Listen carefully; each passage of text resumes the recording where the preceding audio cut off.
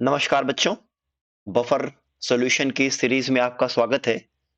और last lecture में हम लोगों ने बफर सॉल्यूशन शुरू किया था। तब मैंने आपको ये बताया था कि बफर सॉल्यूशन बेसिकली होता क्या है और बफर सॉल्यूशन का हमें क्यों काम पड़ा। ठीक है, चलिए अब आगे बढ़ते हैं। आज हम शुरुआत करेंगे बेटा टाइप्स ऑफ बफर सॉल्यूशन से। ठीक है बेटा, अब होता क्या है, बफर सॉल्यूशन बेसिकली दो तरह का होता है। एक तो होता है simple buffer solution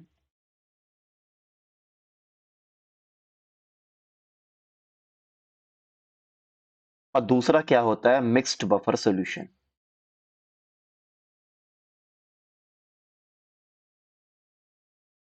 simple buffer solution और मिक्स्ड बफर सॉल्यूशन। अब इस मिक्स्ड बफर सॉल्यूशन को हम फिर से कैटेगराइज कर सकते हैं बेटा, acidic buffer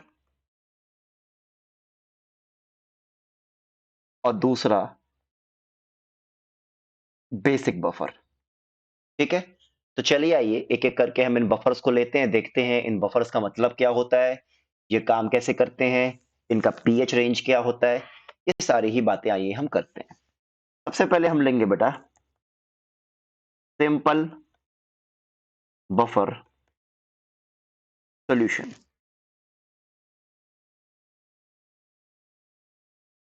simple buffer solution, ठीक है। अब सिंपल बफर सॉल्यूशन क्या होता है बेटा, simple buffer solution is basically aqueous solution of salt of weak acid and weak base। तो सिंपल बफर क्या होता है बेटा, simple buffer is nothing but aqueous solution of salt, वो भी किसका, वीक एसिड और वीक बेस का। मैं एग्जांपल देता हूं आपको, जैसे ammonium acetate, that is salt of weak acid acetic acid and strong base, sorry, weak acid acetic acid and weak base ammonium hydroxide। और एग्जांपल जैसे अमोनियम साइनाइड, ये वीक एसिड HCN और वीक बेस NH4OH से बना हुआ है। तो इस तरह के कई सारे एग्जाम्पल हैं। ठीक है, अब देखते हैं इसका पीएच क्या होता है। तो आपको पता है बेटा, ये basically aqueous solution of salt of weak acid and weak base है।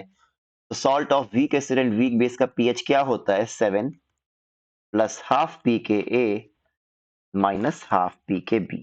और ये हम कहाँ पढ़ते हैं, ये हम पढ़ते हैं बेटा सॉल्ट हाइड्रोलिसिस में। ठीक है ना, तो इस सॉल्यूशन का पीएच क्या हो जाएगा, 7 plus half pKa minus half pKb। Of course इसको समझने के लिए आपको पहले सॉल्ट हाइड्रोलिसिस समझना पड़ेगा। ठीक है ना, अब ये काम कैसे करता है, आइए समझते हैं mode of action.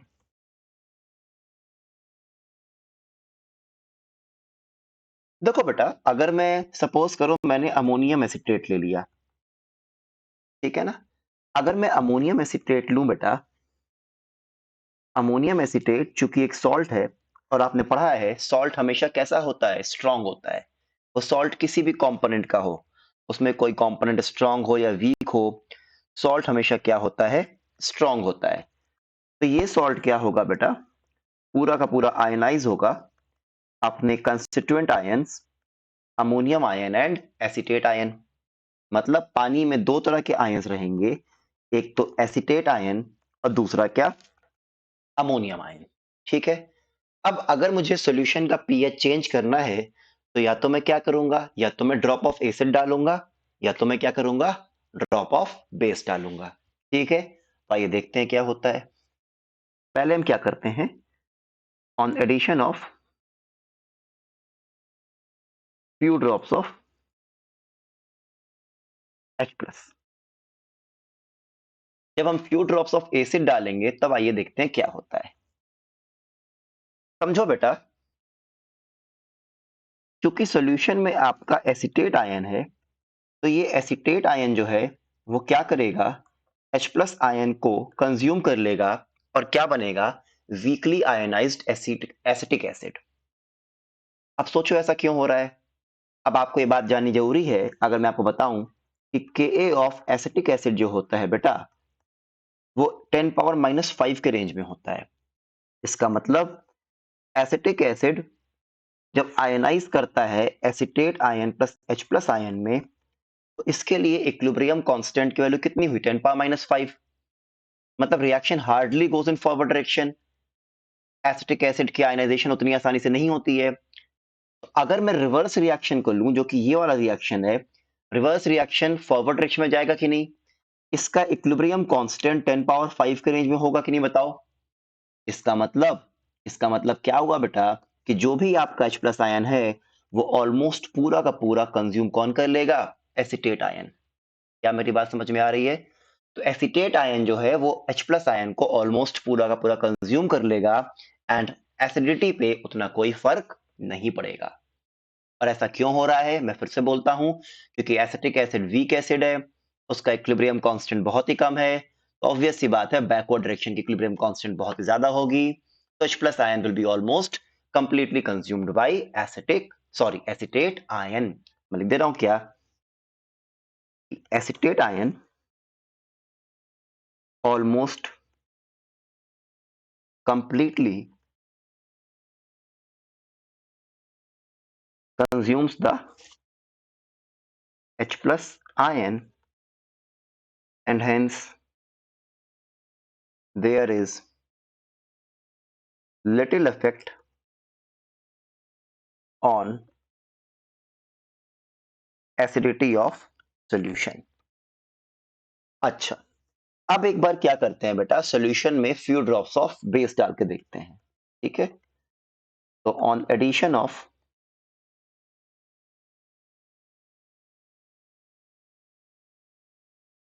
Few drops of base क्या होगा बेटा? बफर सॉल्यूशन में अमोनियम आयन है, ये अमोनियम आयन क्या करेगा बेटा? हाइड्रोक्साइड आयन पे अटैक कर देगा और क्या बनाएगा? Almost un-ionised ammonium hydroxide. चल अब हमें कैसे पता कि equilibrium highly favoured in forward होगा? सेम वही कॉन्सेप्ट पिछले केस में, जैसे Kb ऑफ अमोनियम हाइड्रोक्साइड जो होता है बेटा, ये 10⁻⁻5 के रेंज में होता है। तो ऑब्वियस सी बात है कि ammonium hydroxide it hardly ionizes into ammonium ion plus hydroxide ion. तो फॉरवर्ड की रिएक्शन तो बहुत ही स्लो है, फॉरवर्ड की इक्विलिब्रियम, लेकिन इसका बैकवर्ड का इक्विलिब्रियम हाईली फेवर्ड होगा कि नहीं बताओ? इसलिए जो भी हाइड्रोक्साइड आयन आप थोड़ा बहुत डालोगे, that will be consumed by what? Ammonium ion to form unionised ammonium hydroxide.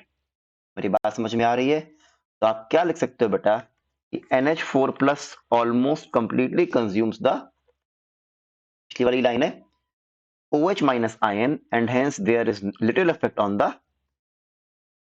basicity of solution। क्या मेरी बात समझ में आ रही है आप लोगों को? ठीक है, इसका मतलब aqueous solution of salt of weak acid and weak base can act as a buffer।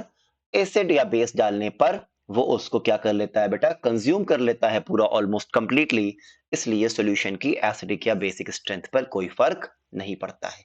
मतलब ज्यादा फर्क नहीं पड़ता है, थोड़ा बहुत तो चेंज होता ही है, कितना चेंज होता है ये हम पढ़ेंगे आगे। क्या मेरी ये बात समझ में आ गई? इसको ढंग से आप समझ लो, नोट्स बना लो, पढ़ लो। ठीक है, चलिए फिर अब आगे बढ़ते हैं।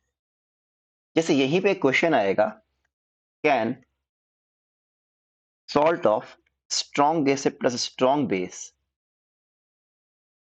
like NaCl act as buffer। क्या स्ट्रॉन्ग एसिड स्ट्रॉन्ग बेस का सॉल्ट बफर की तरह काम कर सकता है? आइए देखते हैं। NaCl चूंकि एक सॉल्ट है और सॉल्ट हमेशा स्ट्रॉन्ग इलेक्ट्रोलाइट होता है बेटा, तो ये आयनाइज करेगा सोडियम आयन और क्लोराइड आयन में। ठीक है, अब सपोज करो आप H प्लस डालते हो, तो आप ये एक्सपेक्ट कर रहे हो कि H plus ion will be consumed by Cl minus ion to form HCl। But let me tell you my friends, ये रिएक्शन हार्डली फेवर होगी फॉरवर्ड डायरेक्शन में, इसका इक्विलिब्रियम बैकवर्ड डायरेक्शन में ही होगा। क्यों? क्योंकि HCl तो खुद ही स्ट्रांग है बेटा, और HCl अगर स्ट्रांग है तो ये ऑलमोस्ट कंप्लीटली आयनाइज करता है कि नहीं बताओ? तो इसका जो इक्विलिब्रियम कांस्टेंट होता है ये बहुत ही हाई होता है, 10 पावर 20, 10 पावर 20 के रेंज में। ऑब्वियस सी बात है इस रिएक्शन का इक्विलिब्रियम कांस्टेंट तो बहुत ही कम होगा, 10 पावर -10, 10 पावर -20। इसका मतलब ये रिएक्शन तो होगी ही नहीं ऑलमोस्ट। मेरी बात समझ में आ रही है? इसलिए H प्लस आयन कंज्यूम नहीं हो पाएगा। सिमिलरली अब आप समझ गए होंगे NaOH भी क्या है, स्ट्रॉन्ग है। तो अगर OH माइनस अगर आपको लग रहा है कंबाइन करके क्या वो अनआयनाइज्ड सोडियम हाइड्रोक्साइड बना पाएगा? नहीं, क्योंकि NaOH इटसेल्फ क्या है बेटा? स्ट्रॉन्ग इलेक्ट्रोलाइट है। वो खुद ही आयनाइज कर जाता है किसमें? Na++OH माइनस में।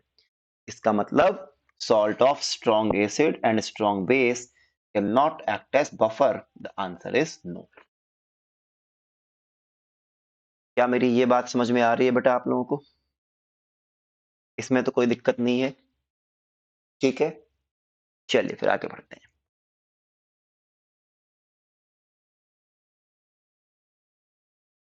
तो हमने अभी क्या देखा? अभी हमने देखा सिंपल बफर सॉल्यूशन। अब हम देखेंगे मिक्स्ड बफर सॉल्यूशन, और मिक्स्ड बफर में भी पहले हम क्या देखेंगे बेटा? एसिडिक बफर, और फिर हम क्या देखेंगे? बेसिक बफर, ठीक है? चलिए आइए, सबसे पहला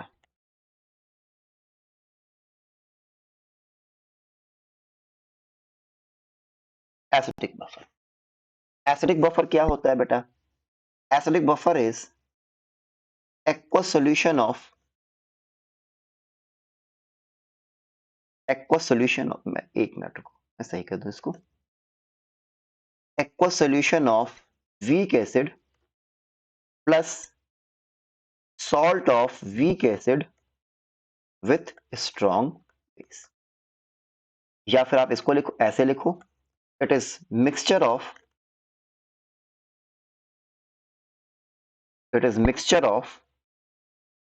aqueous solution of weak acid plus conjugate base of the weak acid। दोनों का ही मतलब सेम है। देखो पहले क्या कह रहा है? Mixture of aqueous solution of week acid, और उसी वीक एसिड का सॉल्ट विद स्ट्रॉन्ग बेस। या तो आप ऐसे बोलो, mixture of aqueous solution of week acid और उस वीक एसिड का कॉन्जुगेट बेस। जैसे मैं आपको एग्जांपल देता हूं बेटा, मैंने लिखा acetic acid plus sodium acetate का एक्वस सॉल्यूशन। तो ये बेसिकली क्या हो गया बेटा? ये हमारा एक वीक एसिड हो गया, और उस वीक एसिड का सॉल्ट हो गया किसके साथ? स्ट्रॉन्ग बेस के साथ। क्या मेरी बात समझ में आ रही है आप लोगों को?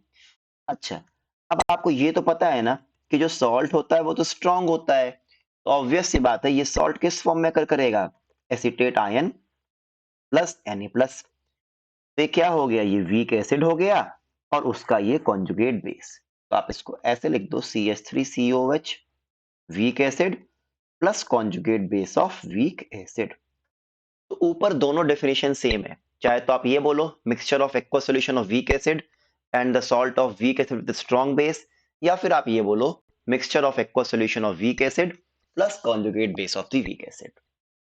मेरी बात समझ में आ रही है? जैसे मैं और आपको एग्जांपल दूं, HCN plus KCN,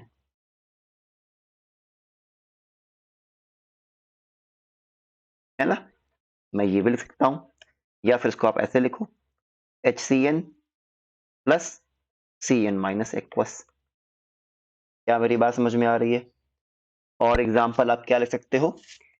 H2CO3 plus NaHCO3 और H2CO3 plus HCO3 minus. In fact, this buffer is responsible for maintaining the pH of our blood. क्या मेरी बात समझ में आ रही है आप लोगों को? ठीक है बेटा, चलो फिर आगे बढ़ते हैं, और एग्जांपल्स आप लिख लो। Aqueous solution of borax. Aqueous solution of borax buffer की तरह काम क्यों करता है बेटा? Because it consists of boric acid plus salt of boric acid with NaOH। ये कैसे बनता है ये अपन पढ़ते हैं इनऑर्गेनिक केमिस्ट्री में, कभी मौका मिलेगा तो बताऊंगा। ठीक है, और कई सारे एग्जांपल्स आप लिख सकते हो बेटा, H2S प्लस NaHS एक्सेट्रा। क्या मेरी बात समझ में आ रही है, बोलो। अच्छा, अब आप एक बात और समझो। मान लो मैंने एक बफर एक एसिड लिया, वीक एसिड H3PO4। मैंने पूछा how many types of acidic buffer can be made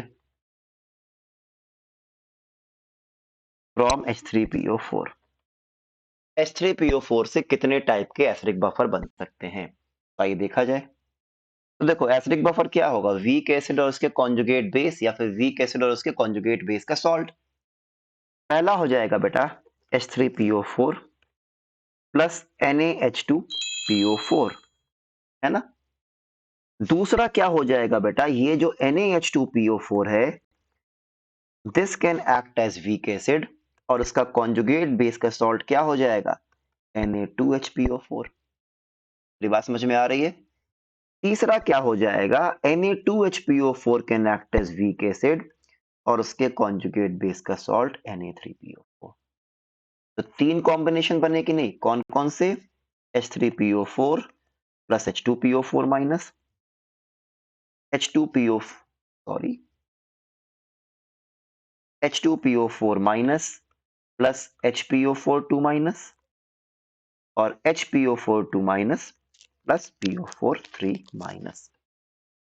इसका मतलब क्या हुआ, किसी भी वीक एसिड से कितने एसिडिक बफर बनेंगे, it will be equal to the basicity of that acid. ठीक है, मैं लिख देता हूं क्या, जैसे मान लो मैं एक और एग्जांपल देता हूं। कार्बोनिक एसिड से कितने टाइप के बफर बनेंगे एसिडिक बफर, एक तो बनेगा कार्बोनिक एसिड प्लस बाइकार्बोनेट या उसका सॉल्ट, दूसरा बाइकार्बोनेट या उसका सॉल्ट प्लस कार्बोनेट। क्या मेरी बात समझ में आ रही है, बताइए। मैं लिखता हूं क्या, important, number of acidic buffers which can be prepared from a weak acid is equal to n factor, या फिर basicity, या फिर ionizable H plus of the acid। क्या मेरी बात समझ में आ रही है आप लोगों को, इसमें तो कोई दिक्कत नहीं है। ठीक है, चलिए, तो आज हमने क्या देखा बेटा, बफर कितने टाइप के होते हैं, फिर हमने सिंपल बफर का पीएच क्या होता है, वो कैसे काम करता है, हमने ये देखा। फिर हमने एसिडिक बफर देखा क्या होता है, उसकी डेफिनेशन देखी और किस तरह से वो बनेगा वो देखा। नेक्स्ट लेक्चर में बेटा हम ये देखेंगे कि एसिडिक बफर का पीएच कैसे निकालते हैं, बेसिक बफर क्या होता है। एक बार आप एसिडिक बफर आप समझ जाओगे तो बेसिक बफर भी बिल्कुल एग्जैक्टली वैसे ही रहेगा। ठीक है ना। Well that's it for today. Thank you all and a very happy learning. Thank you बेटा।